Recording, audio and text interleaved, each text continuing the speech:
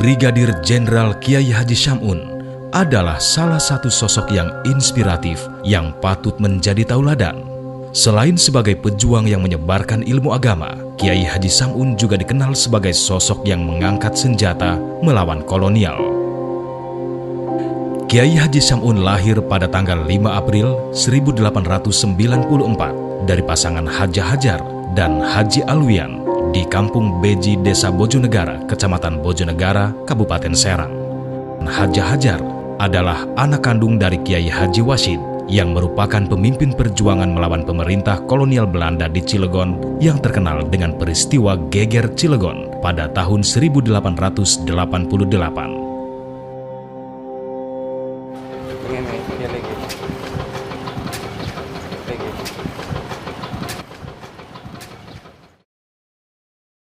Di Kampung Beji ada seorang tokoh masyarakat yang kaya raya, namanya Haji Abdul Karim. Beliau inilah yang melindungi keluarga Kiai Haji Wasid. Anak-anaknya mulai Siti Hajar, ibunya Haji Sam'un, Kiai Haji Yasin Beji. Ketika Belanda mengambil suatu sikap bahwa keturunan Kiai Haji Wasid harus dihabiskan karena anak macan nanti akan menjadi macan lagi. Ketika itu termasuk juga Ki Sam'un yang masih kecil, dicari mana Sam'un, sampai Kiai Haji Abdul Karim itu, Haji Abdul Karim Beji, menyerahkan anaknya sendiri, ini Sam'un, padahal itu anaknya Haji Karim. Sam'un kecil ditempa dengan pendidikan pesantren. Saat usia 5 tahun, Brigjen Kiai Haji Sam'un telah mengenyam pendidikan pesantren yang terletak di Kampung Delingseng, Desa Kebonsari, Kecamatan Pulau Merak, di bawah asuhan Kiai Haji Syai. Dari catatan yang kita tahu bahwa Kiai Sam'un pernah belajar di Delingseng, kemudian belajar juga ke Cinangka, ke Kiai Jasim, di Kamasan gitu. Dan setelahnya itu beliau studi ke Arab Saudi. Usai mondok di Kampung Delingseng tahun 1901 hingga 1904, Kiai Haji Sam'un memasuki pesantren Kamasan di bawah asuhan Kiai Haji Jasim di Kampung Kamasan, Desa Kamasan, Kecamatan Cinangka, Kabupaten Serang. Selanjutnya pada tahun 1905 hingga 1910, Brigjen Kiai Haji Sam'un melanjutkan studi ke Mekah, dan pada tahun 1910 hingga 1915, beliau melanjutkan studi di Al-Azhar University Kairo, Mesir. Setelah lulus, pulang, suruh baca kitab, kata Kiai Haji Yasin Beji, kamu belum bisa ngaji, kamu harus berangkat lagi, belajar. Disuruh berangkat ke Masjidil Haram, ngaji lagi ke Kiai Haji Abdul Karim Banten, Kiai Syekh Nawawi Al-Bantani, jadi betul-betul dicetak sebagai kiai. Berkat penempaan pesantren dan pendidikan luar negeri, mendorong Brigjen Kiai Haji Sam'un mendirikan lembaga pendidikan Al-Heria yang sangat dibutuhkan saat itu. Lembaga pendidikan yang kini telah berdiri di seantero Banten, bahkan Indonesia, merupakan lembaga pendidikan yang menggabungkan pola pendidikan pesantren tradisional yang dikembangkan dengan sistem madrasah atau klasikal.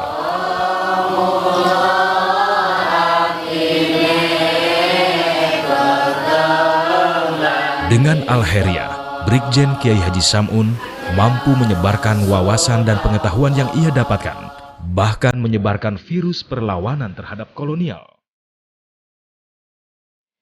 Jadi pergelutan gagasan, saya kira Kiai Sam'un sudah bergerak ke arah sana, bahwasanya hidup dan masa depan Indonesia itu harus dimulai dari pendidikan. Kecerdasan bangsa ini diperlukan untuk mempersiapkan kesadaran berbangsa, meningkatkan kesejahteraan. Itu masih termasuk buyut Ki Wasid pantas begitu tuh ya, bisa mau kiai, seorang ulama kok bisa memimpin. Kiprah Brigjen Kiai Haji Sam'un tidak hanya berjuang melawan kolonial dengan pendidikan, namun ia telah menjadi motor penggerak perlawanan kolonial Belanda dan Jepang di lapangan. Sam'un itu adalah seorang ulama yang pada saat itu bangsa mendengar rakyat lain menyadari bagaimana pedihnya dijajah oleh Belanda yang selama 350 tahun itu. Ia bergerilya menenteng senjata.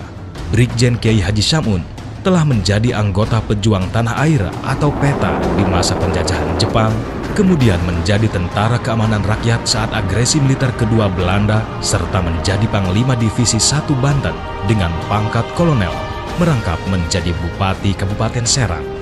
Pada masa pendudukan tentara Jepang itu ada semacam pelatihan-pelatihan ketentaraan, kemiliteran yang tidak bisa diberikan kepada rakyat biasa. Pada zaman Jepang, beliau itu lalu ikut di dalam perjuangan sebagai pembela tanah air dengan pangkat perwira. Karena ada tuntutan zaman dia harus bergerak di dalam revolusi itu, maka dia masuk ke dalam ketentaraan. Di mata cucunya, Hikmatullah Sam'un, Brigjen Kiai Haji Sam'un adalah sosok yang mampu menciptakan pemikiran original dalam mengkolaborasi nilai-nilai agama dan perjuangan melawan kolonialisme.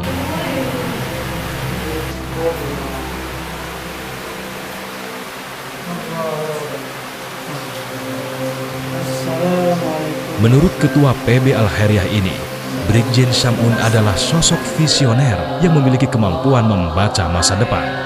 Yang sering saya dengar adalah bahwa Kiai Sam'un kenapa mau menjadi pembela tanah air itu? Karena di dalamnya Kiai Sam'un kepingin memahami betul tentang ilmu-ilmu yang berkaitan dengan kemiliteran. Maka aktor-aktor intelektual yang terutama berbasis sapi, juga kiai dan bahkan juga orang-orang kuat yang biasa disebut Jawa direkrut untuk berlatih di ketentaraan. Tokoh-tokoh para ulama antara Banten dan Bogor sejumlah 50 orang, nah itu dilatih di Tangerang untuk menjadikan suatu pimpinan yang dinamakan Sudarjo jadi calon daripada komandan batalion. Jadi sebenarnya kita itu kompak semuanya itu demi untuk persiapan merebut kemerdekaan lah. Sebetulnya ada yang perlu disyukuri, dan pada saat itu sebenarnya kita mendapat latihan kemiliteran dari dia di Jepang itu. Dan Ki Sam'un menjadi pembela tanah air, PETA. Dan Daisang atau batalion 3 nah itu Kiai Sam'un. Kebetulan saya itu termasuk di dalamnya di batalion 3. Yang perlu dibayangkan sebetulnya ya, bahwa saat-saat Indonesia pertama itu dengan peran Kiai Sam'un yang seperti saya katakan di militer itu, maka hampir di semua daerah yang dalam proses transisi militer mempunyai peran yang luar biasa. Sebagai ulama yang memiliki keilmuan agama yang luas, Brigjen Kiai Haji Sam'un memahami bahwa dengan menyebarkan nilai-nilai keislaman akan bisa menumbuhkan jiwa perlawanan terhadap penjajah. Karena penjajahan yang dilakukan oleh Belanda dan Jepang yang bertahun-tahun tidak sesuai dengan nilai-nilai keislaman. Pada zaman itu, Ki Sam'un sebagai ulama yang tidak senang dengan Jepang itu. Hebatnya, Brigjen Sam'un berani mengambil risiko ketika ada kesempatan bergabung untuk menjadi seorang tentara, seperti yang diceritakan oleh Haji Rafiuddin yang merupakan pasukan Divisi 1 Banten yang dipimpin oleh Brigjen Kiai Haji Sam'un. Memang saya selaku mantan daripada anak buahnya Kiai Sam'un. Untuk tokoh daripada Kiai Sam'un pada waktu itu memang disegani dengan masyarakat Banten. Kiprah Brigjen Kiai Haji Sam'un dalam dunia militer diawali saat ia bergabung dengan Pembela Tanah Air atau DAI dan Kopeta. Selanjutnya, Kiai Haji Sam'un yang memiliki latar belakang ulama yang disegani rakyat Banten dianggap memiliki ketegasan dan keberanian untuk ditunjuk sebagai Panglima Peta. Dia itu adalah benar-benar yang dihormati, yang disegani oleh rekan kawannya. Dan Gaisang atau Batalion 3 itu Kiai Sam'un. Kebetulan saya itu termasuk di dalamnya di Batalion 3. Dan terbukti memang keluarga besar Banten pada umumnya mengiyakan bahwa Kiai Sam'un adalah orang yang paling layak untuk menjadi pimpinan militer yang ada di Banten pada waktu itu. Saat pendudukan Jepang menjelang kemerdekaan, sikap dan patriotisme Kiai Haji Sam'un telah meneguhkan semangat pasukan. Memang tidak ada lelah, hanya terus memimpin. Waktu penyerbuan di Kebayoran, kami di Sepatan, langsung di Cikupasa, langsung ke Tangerang, ya, di Serpong. Nah itu banyak akan pimpin daripada Ki Sam'un. Terlebih saat terjadi pergolakan politik menjelang kemerdekaan RI tahun 1945, Kiai Haji Sam'un yang diangkat sebagai bupati juga ditunjuk menangani bidang militer oleh Dewan Rakyat segera merealisasikan pembentukan Badan Keamanan Rakyat atau BKR di Keresidenan Banten yang terdiri dari para bekas anggota PETA, Hayho, Hizbullah, Sabilillah, API, dan lain-lain kelaskaran. Saat itu terbentuklah BKR Laut Banten. Begitu seterusnya ya, dengan perubahan-perubahan yang terjadi di organisasi militer, Pak Kiai Sam'un terus menduduki sebagai pimpinannya. Karena dari BKR berubah ke TKR banyak kayak gitu. Di bawah komando Kiai Haji Sam'un, BKR berkali-kali melakukan penyerangan terhadap Jepang yang enggan menyerahkan senjatanya kepada rakyat Banten. Di antaranya adalah peristiwa pertempuran 9 hingga 11 Oktober 1945 yang menyerang markas Kempetai di kota Serang. Pasukan BKR dan pemuda-pemudi dari berbagai kecamatan di Provinsi Banten pada 11 Oktober melakukan pertempuran hampir selama 16 jam. Pihak Jepang pun kalah dan dapat diusir dari kota Serang. Kemudian mereka meloloskan diri ke Jakarta. Saya mengenal patokan beliau itu karena tingkat kesalehan yang tidak bisa diragukan lagi. Melihat kekisruhan, kekacauan yang ada di masyarakat, dia tertarik untuk masuk ke dalam konflik itu dan menjadikan dia sebagai satu agen perubahan dalam situasi yang perubahan yang begitu cepat. Beliau itu tokoh Banten yang menunjukkan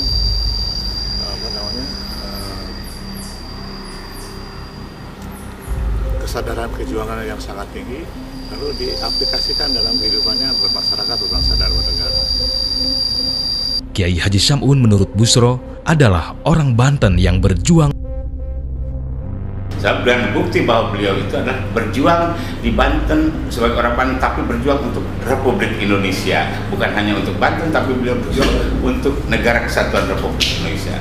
Sosok Kiai Haji Sam'un adalah salah satu sosok yang dia itu multifungsi.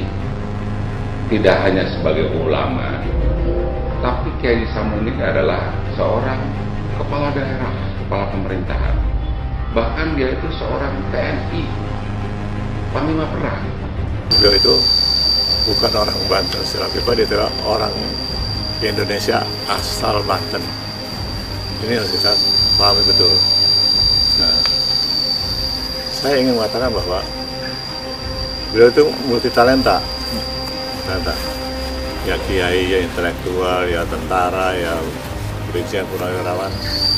Tapi yang menonjol itu leadershipnya.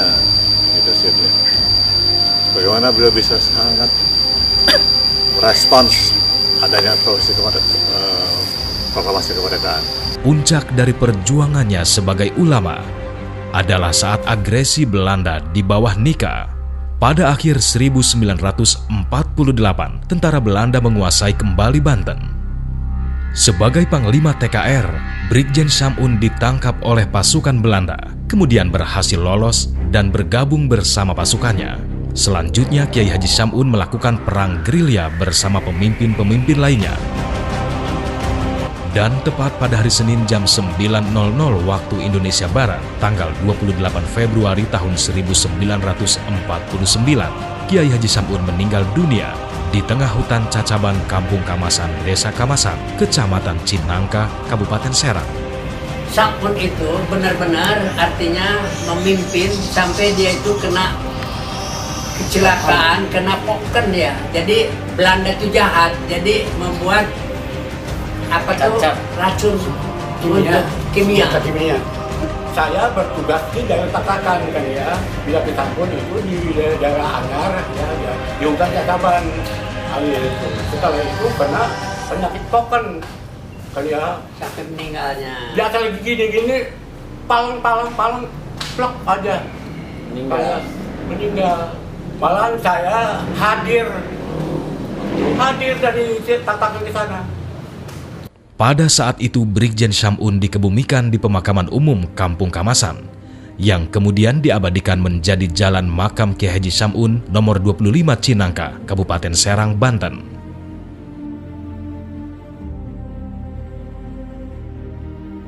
Jadi itu yang saya kenal, Kiai Samun seorang ulama yang betul-betul berjuang, memperjuangkan Republik Indonesia ini. Jadi kami mengharapkan kepada Jabadetan yang mengurus daripada dinas sosial gitu ya, yang mengajukan ke atas begitu ya, saya agar supaya betul-betul diusahakan kan nama tokoh daripada Kiai Samun kan ya, untuk menjadikan pahlawan nasional. Jadi tegasnya tidak ada kesaksian dan dia berhak untuk dinobatkan sebagai pahlawan nasional. Maka dari itu sangat realistis, sangat wajar, bahkan wajib menurut saya pemerintah memberikan gelar anugerah kepada beliau sebagai pahlawan nasional. Saya pikir harusnya sih tidak usah diusulkan ya, karena kalau kita lihat statusnya, kedudukan dan fungsinya, peran yang begitu penting pada waktu itu PRB sudah merasakan bahwa dia seorang pahlawan. Terus sekali, saya sangat mensupport yang mendoakan semoga itu berakhir, karena memang beliau yang kelihatan sepak terjangnya dalam mengisi kemerdekaan ini, baik mengisi maupun dalam berusaha supaya kita menjadi bangsa yang merdeka. Dia seorang negarawan yang tulen, dan itu ada di bumi Banten. Kenapa tidak? Banten ini mulai dari sekarang bagaimana mencari sosok seperti Kiai Samun. Keluarga sudah menyatakan bahwa pahlawan itu bukan milik keluarga, tapi milik masyarakat. Jadi diserahkanlah piagam penghargaan dari pemerintah ini ke